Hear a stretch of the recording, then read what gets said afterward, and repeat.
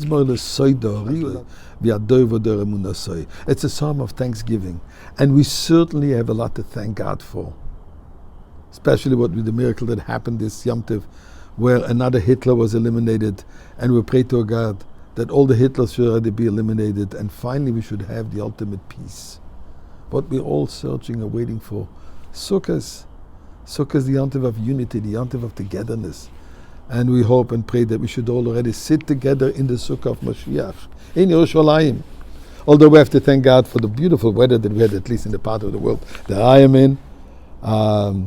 Beautiful days to be able to celebrate, to sit in the Sukkah and do the mitzvahs. Nevertheless, to be in the Sukkah of Beis Hamikdash with Mashiach is much nicer. And therefore we're going to give some charity, because it is charity which is going to make it happen.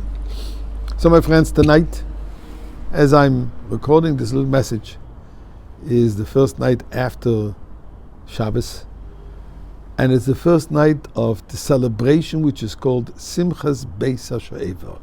In a few minutes from now, on Kingston Avenue in Crown Heights, and many places it's already going on, big outdoor celebrations, singing and dancing. Why? What? What's the origin? So it's the origin of it is going back to the temple. But the Gemara says on page 50 in Sukkot, the tractate Sukkah, not page 50, 51, says the Mishnah, Mi shelora simchas beis ha'shoeva lora simcha miyamav.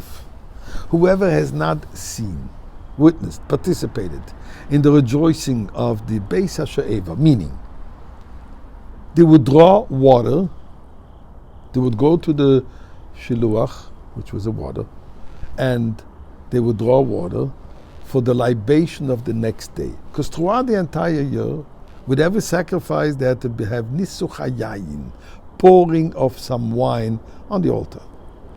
On Sukkot, in addition to the wine, they would also pour some water.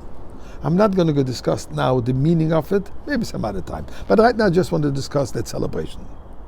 And throughout the entire night, from when they went to draw the water, until they actually poured the water, they were singing and dancing, says the Gemara, to the point that whoever did not visually, did not participate, did not see this celebration, hasn't seen a party, hasn't seen any celebration. And the Gemara goes on to tell what some of the sages did to entertain the crowd for this particular moment. And who did it? The greatest. The greatest leaders, the greatest sages, the greatest righteous people. They were the ones who were leading the celebration. And the Gemara gives 4 examples of what some of them did. And this is now on page Nun Gimel, 53. Says the Gemara, Amru Olav al Rabbi Shimon ben Gamliel. So they say about Rabbi Shimon ben Gamliel. Shimon ben Gamliel was the head of the Sanhedrin, the highest, the superior court. The court of 71, and he was the head of this superior court. So we're talking about an important figure in the Jewish community of that time. What did he do? Says, when he was celebrating that celebration of the Beis HaShoeva, he took 8 torches, burning torches. Vezorik achas v'noitel achas. He would juggle them. Throw and catch 8 of them, burning torches, and none of them would fall on the floor. And they wouldn't touch each other. And he would catch them and continue to celebrate. So then the Gemara says there were other feats. Levi says he did in front of Rabbi. He says, what would he do? He took 8 knives and juggled knives. Shmuel, who the Gemara says,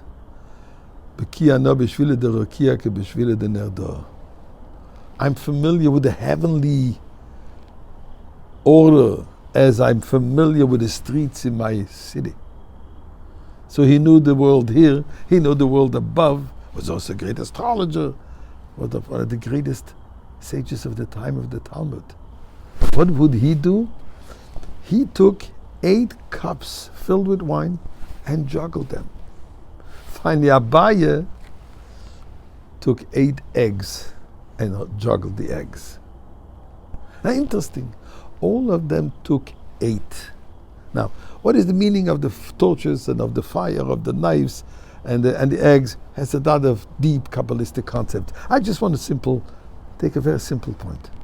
8. As we know, the number 8 is infinite. What they were indicating that this celebration is an infinite celebration. The celebration that we had in the temple, although then it was destroyed, but they say, no, you should know the celebration is going to exist forever, and eventually we will all come back and celebrate it in the final Beis Hamikdash. And may God help that we should do the celebration today. Yes, today, in Yerushalayim with Mashiach.